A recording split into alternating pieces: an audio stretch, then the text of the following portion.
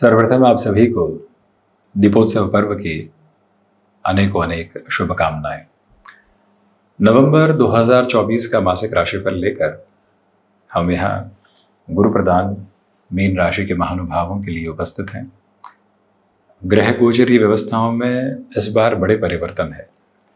15 नवंबर जहाँ शनिदेव मार्गी हो रहे हैं, तो वहीं मंगल पूरे ही महीने नीचस्थ। इसी के साथ सूर्यदेव भी 16 नवंबर 2024 तक नीचस्थ क्रम के साथ चलायमान रहेंगे। तो हम इस चर्चा की शुरुआत करते हैं प्रथम भाव के साथ में। गौर कीजिएगा कि प्रथम भाव में राहु और वहीं प्रथम भाव के अधिपति देवगुरु बृहस्पति वृषभ राशि स्थानक क्रम में 3-11 का संबंध बनाते हुए लंबे समय बाद कोई ऑफर पुनः निकल कर आई है और आप डाउटफुल हैं। इंट्यूशन ये कह रहे हैं कि नहीं, यहाँ नहीं जाना है, कुछ और ऑफर्स निकल कर आ सकती है। तो वहाँ खुद को रोक कर रखिएगा, क्योंकि संभावनाएं हैं पूरी। साढ़े साथ ही जब प्रथम प्रवास क्रम को पूर्ण करके आगे बढ़ रही हो और ऐसा समय गुंजाइशों के साथ में हो, तो व्यक्ति क्लियर करके चले कि उसके सामने कुछ और नए अवसर आ सकते हैं।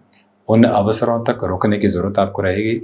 वैसे प्रथम भाव के साथ में राहु है, जो कन्फ्यूजन्स के अप्रोच लंबे समय से थे। एक तरफ तो 7.5 का प्रथम प्रवास क्रम, द्वादश भावस्थ क्रम में शनिदेव, और वहीं जो यहाँ राहु कन्फ्यूजन्स को और ज़्यादा बढ़ाते हैं, वहाँ से अब आप एक कंट्रोल्ड प्रोसेस को लेकर आने की प्रिपरेशन में हैं।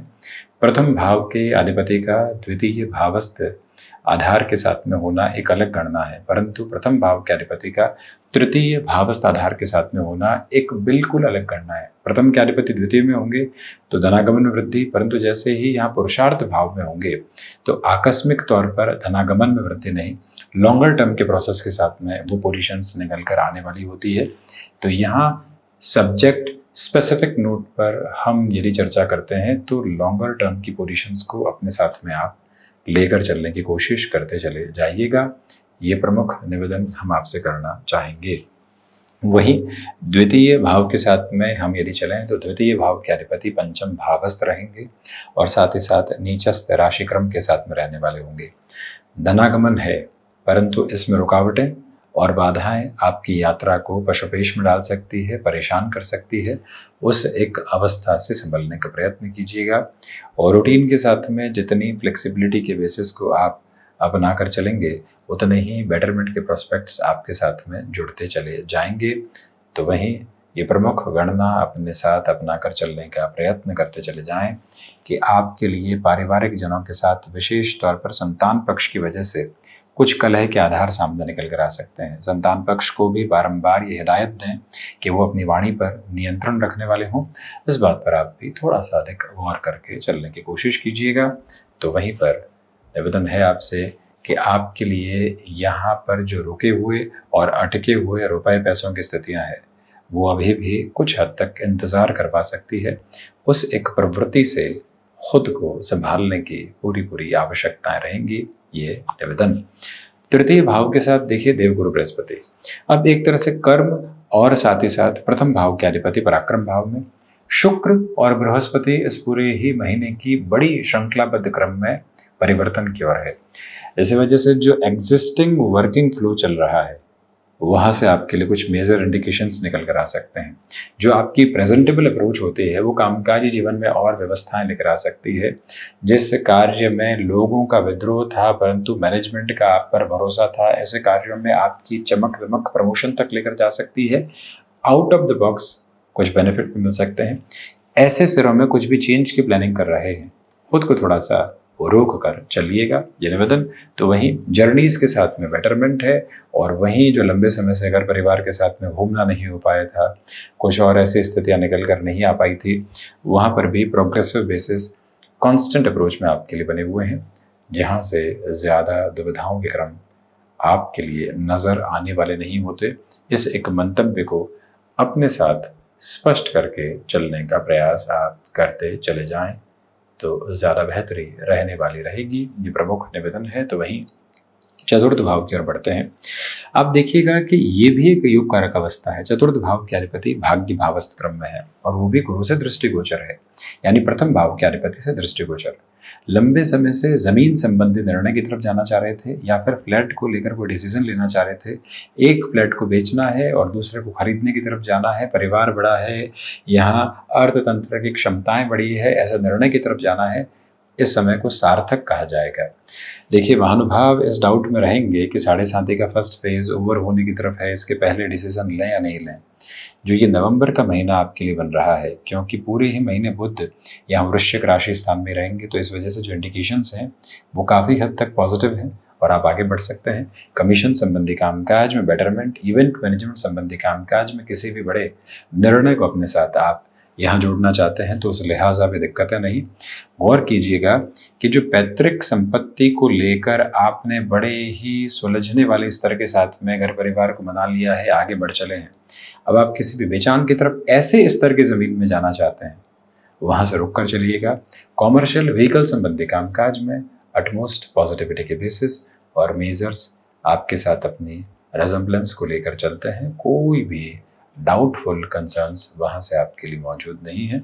ये एक बात ज़रूर गौर करने वाले रहें। पंचम के जो एक तरह से आधार क्रम में मंगल की स्थितियाँ हैं, आपकी क्षमताओं पर बारंबार प्रश्न चिन्ह लगता है।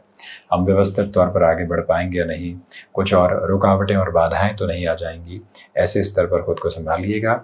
तो वहीं पर संतान पक्ष के साथ वैचारिक विद्रोह रह सकते हैं। जो महानुभाव मेडिकल फील्ड की स्टडीज़ की तरफ हैं, टेक्निकल फील्ड के साथ में एजुकेशन को ले रहे हैं या कोई भी वोकेशनल एजुकेशन की तरफ हैं, डिस्टर्बेंसेस आपके रिदम को ब्लॉक कर सकते हैं।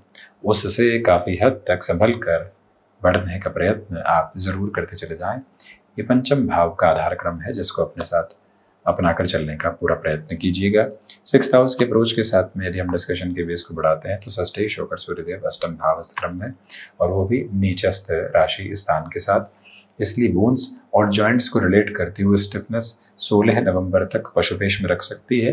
किसी भी मेजर सर्जरी का डिसीजन लेना है और वो यदि कुछ दिनों तक टाला जा सकता हो, याद रखिए टाला जा सकता हो, तो 16 से 30 नवंबर 2024 के मध्य उस और बढ़ना बेहतर। किसी भी लोन आदि की पोजीशन की तरफ इंस्टेंट पोजीशंस में जाने से आप बचिएगा।